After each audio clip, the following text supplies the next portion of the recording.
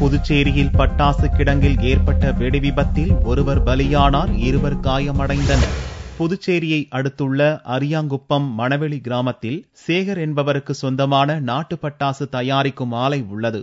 வெள்ளியன்று காலை பட்டாசு ஆலையிலிருந்து பயங்கர வெடி விபத்து ஏற்பட்டது. ஆலையின் சுற்றுச்சுவரில் உள்ள செங்கற்கள் 200 மீட்டர் தூரத்திற்கு தூக்கி எறியப்பட்டன. அப்போது அந்த பகுதியில் நடைபயிற்சியில் ஈடுபட்டிருந்த அனந்தபுரத்தைச் சேர்ந்த அமீர் பாட்ஷா மீது செங்கல் விழுந்து அவர் சம்பவ இடத்திலேயே உயிரிழந்தார். மேலும் 2 படுகாயமடைந்தனர். அளவுக்கு அதிகமான பட்டாசுகளை கிடங்கில் இருப்பு வைத்திருந்ததால் இந்த விபத்து ஏற்பட்டதாக முதற்கட்ட விசாரணையில் தெரியவந்துள்ளது.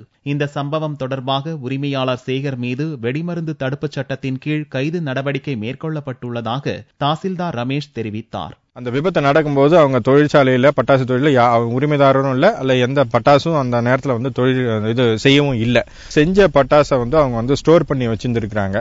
மேபி ஹெவியா அவங்க ஸ்டோர் பண்ணி வச்சிருந்திருக்கலாம். அதனால பிரஷர் மவுண்ட் ஆகி இந்த வெடி விபத்து நடந்திருக்கலாம் அப்படின்றது எங்களுடைய முதல் தகவல் இன்ஃபர்மேஷன். எங்களுக்கு ஆத்து பக்கத்துல காலை கடன் கழிக்க வந்த அமீர் என்பவர் மேல இங்க செங்கல் நீங்க பார்த்துட்டு இருக்க அந்த செங்கல் மேல பறந்து போய் அவர் மேல அடிச்சு அவர் ஆபத்தான நிலையில ஜிஹெச் அழைச்சிட்டு போகும்போது அமீர் காலமாகிட்டார் என்ற தகவல் கிடைச்சிருக்கு. பாதுகாப்பான முறையை அவர் கடைபிடிக்கல என்ற ஒரு காரணத்துக்காக சட்ட ரீதியா எக்ஸ்ப்ளோசிவ்ஸ் ரூல்ஸ் 2008 படி அவர் மீது நடவடிக்கை எடுத்துட்டு இருக்கோம்.